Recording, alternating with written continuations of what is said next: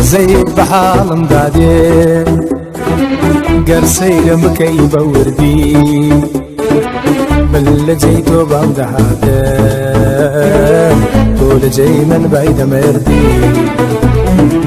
بزيد بحالم دادي قرسي مكيبة وردي بل جيتو بعد هذا طول جاي من بعيد مردي هالشي محدي بيت وتنيا